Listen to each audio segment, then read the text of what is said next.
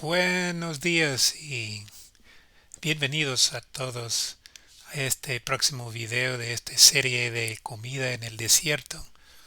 Les invito otra vez para explorar conmigo eh, cómo encontrar una comida entre los evangelios, los cuatro evangelios y los textos del Nuevo Testamento. Una comida espiritual para los momentos cuando nos sentimos que estamos en el desierto. O sea que la Biblia el desierto es donde no hay habitación.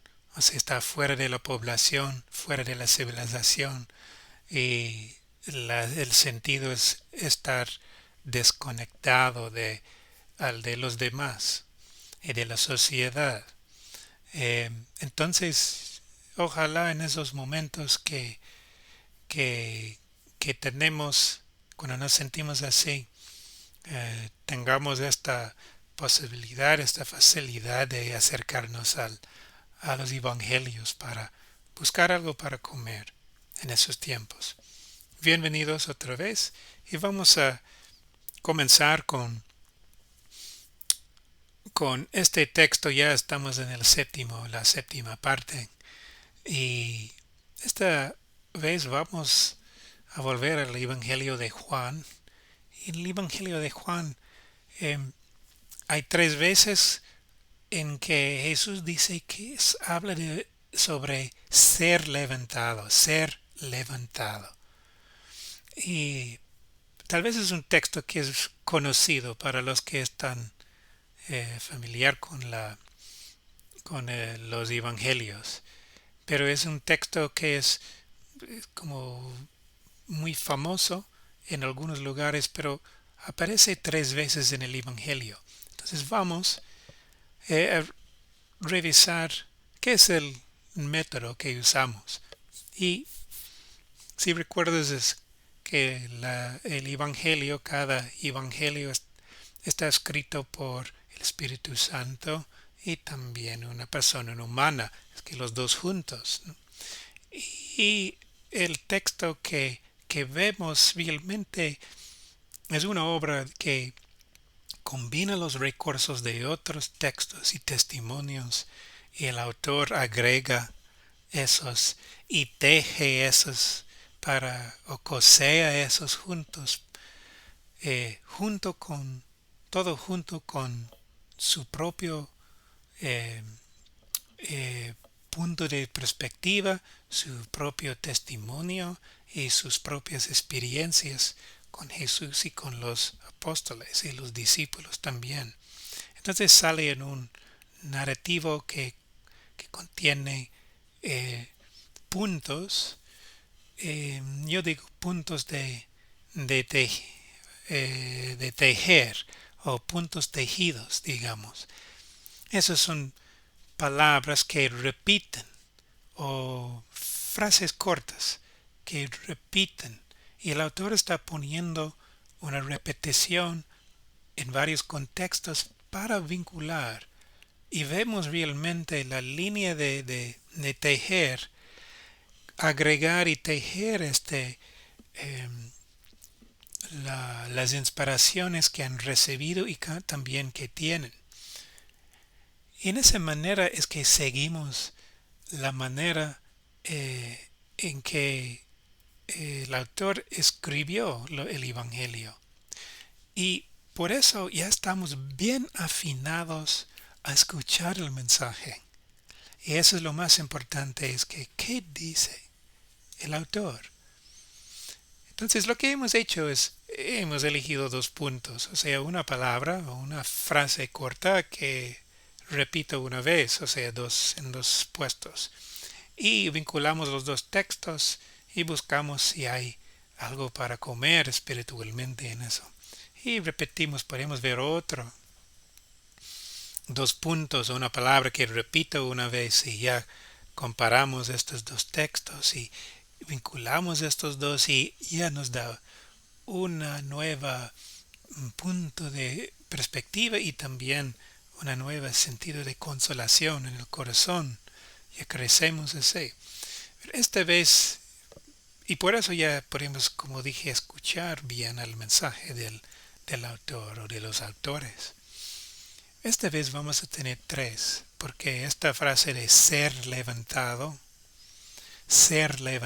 Jesús, ocurre tres veces en el Evangelio. Entonces vamos a tener tres, vamos a vincular esos tres y a ver encontramos, si es que encontramos algo para comer, por escuchar qué dice el autor. Entonces el primero es en el tercer capítulo, segundo es el octavo y en el duodécimo. Vamos uno por uno, solo el texto primero y no voy a leer todo, pero este primero sí voy a leer. Ese pasa cuando Nicodemo se acercó a Jesús en la noche. Y eso es importante también porque está en la oscuridad. Y dice, ¿recuerdan la serpiente que Moisés hizo levantar en el desierto? Así también tiene que ser levantado el Hijo del Hombre. Y entonces todo el que crea en él tendrá por él vida eterna. Así amó Dios al mundo, le dio al Hijo único para que quien cree en él no se pierda, sino que tenga vida eterna. Dios no envió al Hijo al mundo para condenar el mundo, sino para que se salve el mundo gracias a él. Para quien cree en él no hay juicio. En cambio, el que no cree ya sea condenado por el hecho de no creer en el nombre del Hijo único de Dios. Esto requiere un juicio. La luz vino al mundo y los hombres prefirieron las tinieblas a la luz porque sus obras eran malas.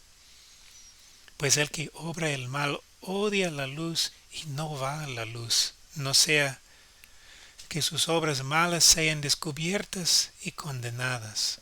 Pero el que hace la verdad va a la luz, para que se vea que sus obras han sido hechas en Dios. Contiene expresiones y palabras que vamos a ver que repiten, porque son comunes en el Evangelio de Juan. El segundo es el octavo capítulo. Yo soy la luz del mundo. Esas palabras yo soy son palabras muy intensas porque el Dios Yahweh es un nombre que no está pronunciado por los hebreos. Sale de ese yo soy. Entonces cuando en el texto dice yo soy, está intimando que estoy diciendo que identificándose con Dios, el Dios de los israelitas, el Dios de Abraham, el Dios de Jacob, todo. Entonces, no voy a leer pero nos damos cuenta de, eh, como dice cuando levanten en alto al Hijo del Hombre, entonces conocerán que yo soy y que no hago nada por mi cuenta, sino que solo digo lo que el Padre me ha enseñado. El que me ha enviado está conmigo y no me deja nunca solo. Entonces, en el primero era ser levantado para que los que crean en él alcancen la vida eterna. Ahora es eh, para que conocerán que yo soy y que no hago nada por mi cuenta, sino solo por el Padre. Entonces esos son dos, ya estamos llegando a la... ¿Qué es ese? ¿Por qué? ¿Qué es la conexión? ¿Por qué ha puesto estas frases el autor? ¿Qué quiere decir? Y la tercera cita es el duodécimo de Juan. Y veremos aquí que leo sobre la incredulidad y la creencia, o creer y no creer. Dice entonces Jesús declaró esta voz. Disculpe. no ha venido por mí, sino por ustedes. Ahora es el juicio de este mundo. Ahora el que gobierna este mundo va a ser echado fuera. Y yo cuando haya sido levantado de la tierra, atraeré a todos a mí. Con estas palabras Jesús daba a entender de qué modo iba a morir. La gente le replicó. Entonces la gente dice, ¿cómo dices tú que el Hijo de Hombre va a ser levantado? Entonces aquí el autor realmente es el punto donde el autor nos va a explicar qué, qué quiere decir el ser levantado. Eh, entonces, una cosita de ser levantado y este puesto aquí, uh, la hora, encontramos más tarde la hora. Si recuerdan de otro video que hicimos, eh, hablamos de la madre de Jesús y vinculando dos citas que contiene la madre de Jesús, ya vimos que había un tema del matrimonio. Y el matrimonio es fuerte en el Evangelio de Juan.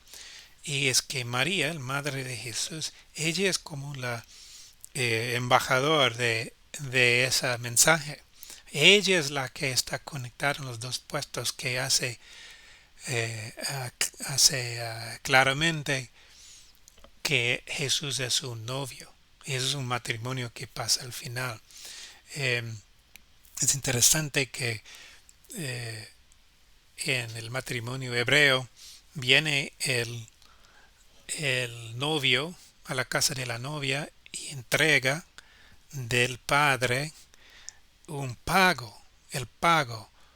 Pero ¿qué es el pago? Como dice Jesús en la crucifixión, ya está entregando todo su cuerpo y sangre, su ser. Ese es el regalo. Y vemos en la última cena antes, Jesús dice a los apóstoles que hace la última cena. La última cena en ese, Él entrega un memorial. Ese memorial, Eucaristía, esa forma de entregarse en ese rito, digamos, es como la promesa. Pensamos en el matrimonio porque el hombre entrega algo, un pago, algo palpable a la novia, porque luego tiene que irse a la casa del padre, preparar la habitación y todo para vivir. Y es una promesa que va a volver. Deja algo para que, como la promesa que va a volver. El novio no viene y dice que ya voy a volver. No, es solo la palabra, deja algo como una promesa. Y eso es lo que Jesús entregó todo su ser, su cuerpo, sangre humano así en su crucifixión. Y también en la última cena, ese es el memorial. Entonces cada vez hagan esto en memoria mía. Eso es recordar, no solo de Jesús, sí, pero de la promesa. Recordar que está comprometido a nosotros. Ya está hecho el matrimonio y estamos esperando para que vuelva. Y cuando regrese Él, ya es el momento que nos va a llevar a la casa del Padre. Entonces esa es la promesa que cada vez que nos unimos así y ya repetimos esa la última cena y ya tenemos ese memorial, esa es la promesa que entregó. Este es mi cuerpo, este es mi sangre. Vinculado claramente y fuerte con la crucifixión y la muerte y también la resurrección, ¿no? Es muy profundo. Pero digo todo eso porque la hora en el matrimonio, por esa analogía pasando por la madre de Jesús, la hora es la hora de la boda. La hora es la hora de el matrimonio. Entonces, la crucifixión es la hora del matrimonio. En ese texto la hora también es la hora de la crucifixión. Pero no es por el perspectivo del matrimonio, aunque ya podemos después unir esas analogías y meditar más en eso. Pero digo todo eso porque ya es la hora, vamos a ver en el texto un poco, la hora es la hora de la crucifixión. Aquí dice con estas palabras Jesús daba a entender de qué modo iba a morir. Entonces estamos hablando de la crucifixión y muerte, la muerte de Jesús. Entonces con esas tres citas vamos a seguir. Los ponemos juntos así y vinculamos esos y buscar qué tiene en común cada uno y cómo se vinculan. Y de ahí meditamos en eso y vamos a ver si llegamos a algo que nos alimente. Eh, Pidan y se les dará, busquen y hallarán, llamen y se les abrirá la puerta. Porque el que pide recibe, el que busca encuentra y se abrirá la puerta al que llama. Estas son las tres citas. Vamos a ver si es que encontramos comida. Lo que voy a hacer primero es, no voy a leer todo, ojalá no, o sea, no te golpeen todo ese texto, no vamos a leer todo, solo vamos a concentrarnos en lo que está más destacado y lo que está conectado. Entonces vemos que ser levantado, levantar, la idea de Jesús levantado, es el tema que vincula este estrés. Y luego vamos a ver, en azul he puesto un tema. El tema es el Padre envía al Hijo para hablar de ser. Y de ahí vemos eso, Hijo, Hijo, así enviado, me ha enviado, a aquel me ha enviado, y yo he hablado. El Padre al enviarme, yo entrego mi mensaje tal como me lo mandó el Padre. Me ha mandado lo que debo de ser y cómo lo debo de ser. Vemos en todos tres este sentido que el Padre Dios ha enviado al Hijo para de ser, para hablar. Y vemos en todo, el Padre envió, el Padre ha enviado, Hijo, digo, todo ese es tema. Y también en el Juan, el tercer capítulo, así también tiene que ser levantado el Hijo del Hombre. Así amó Dios al mundo, le dio al Hijo único. Dios no envió al Hijo para condenar, etcétera. Hijo, el único Hijo de Dios y Dios Padre. Ese es el tema que está aquí en azul, pero se ve en otras partes del Evangelio de Juan. Es muy común a aquel que me ha enviado. ¿Cuáles son las obras de Dios? Es creer en aquel, eh, es creer en el que Dios ha enviado. Eso es en el capítulo 6 de Juan y hay otras partes, es muy común este tema, que nos lleva a la segunda, que es creer. Vemos que llegamos a lo que es común en todo esto es, hay una comparación entre creer y no creer. Es una tensión aquí en todas estas partes. Jesús está hablando con personas, dicen los judeos, y personas que están confundidos. Unos sí creen, otros no. Están preguntando, resisten creer y están no creer y creer. Y esto es común en todas estas tres citas. Y vemos que, por ejemplo, vemos creer, crean y no crean. ¿Quién realmente es la misma palabra en griega, aunque en el español no está igual? Creer, no podían creer. Creyeron en creer, pero rechaza. Y vemos no creer, creer. Creen, no creen, no creen. Entonces estamos en una comparación. ¿Qué pasa con creer y qué pasa con no creer? Y creer no es, puedo decir, yo creo en Dios, yo creo en los duendes, yo creo en las fantasmas. Creer en ese contexto es, yo creo que sí existe, pero creer no es, en la escritura no es eso. Creer es confiar como yo creo, es que entiendes, tú crees, tú sabes quién es una persona y tú crees que confías en esa persona.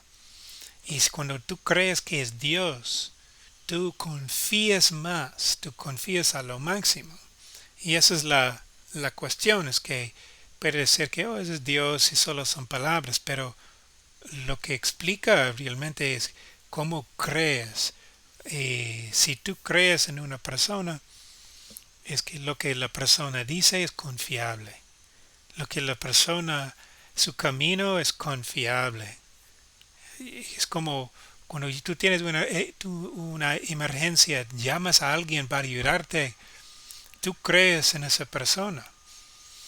Cuando tú tienes confianza en alguien para llevar, ah, por ejemplo, una persona muy importante para ti, tú crees en esa persona. Las personas que tienen dinero, cuando invierten, tú crees en esa compañía, tú crees en ese negocianero, tú crees en ese confiar porque confías. Y creer en Dios en eso es realmente reconocer porque esta persona Jesús, tú crees. Hay algo que es la fe que te comunica que esa persona es Él y confío y lo que esa persona dice, el camino y te capta, porque eso es creer, es confiar y cuando tú confías con Dios, tú tienes una confianza hasta. No, nosotros no siempre estamos tan intenso y entonces ya tenemos oportunidades de eh, alientar esa fe y también ya estamos en ritmos de la vida también. Entonces vivir en eso y no siempre estar consciente es parte de madurar en la vida de la fe. Entonces creer y no creer, esa es la tensión y la fruta de eso. ¿Qué es la fruta? Y como dice aquí, eh, estoy tapando con mi video. Voy a ver si puedo. Bip, look at that. Verás. Ups. Em, aquí puedes ver que en el frase mismo, recuerda la serpiente que Moisés hizo levantar en el desierto, así también tiene que ser levantado el Hijo del Hombre, y entonces todo el que crea en él tendrá por él vida eterna. Y luego, el que, el que no cree ya sea condenado. Debería ponerlo en verde porque estoy poniendo en verde vida y también condenación por el hecho de no creer en el nombre. Entonces, lo que pasa es, tenemos un lado es, eh, perdón, en un lado es creer y vida eterna, y el otro es no creer y condenación, condenar. Así vimos y muerte. Aquí vimos, por ejemplo, en capítulo 8 no creer. Está en diálogo con los que no creen y por eso dice que morirán, morirán, morirán en sus pecados, dice, morirán. 3 veces dice, mucho de condenar. Cuando no hay creencia y no cree, de ahí te lleva a la condenación, porque está frente de los ojos y frente de su ser, eh, esa persona que es hijo de Dios y Dios ofrece la gracia. de ver y depende si la persona acepta. Y, y aquí podemos ver que así vemos, creen y no creen, y los que creen no lo juzgo, los que creen, porque yo no he venido para condenar. Otra vez, vida contra condenación. Pero el que me rechaza ya tiene quien lo juzgue, también el juicio, juicio y condenación. Debería ser verde también. Condenará, rechaza, los que le rechazan condenan, reciben la condenación. Entonces, ese es el tema. Pero estos temas son fuertes aquí y también existen en otras partes del Evangelio de Juan. Pero sí están fuertes aquí. Pero hay una cosa que es más concentrada aquí y esta es el tema de luz. Aquí vemos yo soy la luz del mundo. El que me sigue no caminará en tinieblas, sino que tendrá luz. Tinieblas y luz, oscuridad y luz. Entonces tenemos creer y la vida, tenemos no creer, la condenación, el juicio, y tenemos luz y oscuridad o tinieblas también. Y lo que cuando pasamos con creer y la vida, pasamos de la oscuridad hacia la luz, hasta la luz. De la oscuridad a la luz. Entonces, ya llegamos porque está muy concentrado. Este tema de la luz aquí está conectado con Jesús levantado. Jesús levantado y la luz. ¿Y qué quiere decir? Es que Jesús es un faro. Jesús crucificado.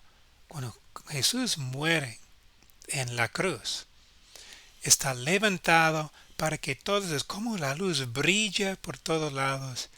Y esa luz es Jesús, su muerte en la crucifixión. Es un faro. Ese es Jesús.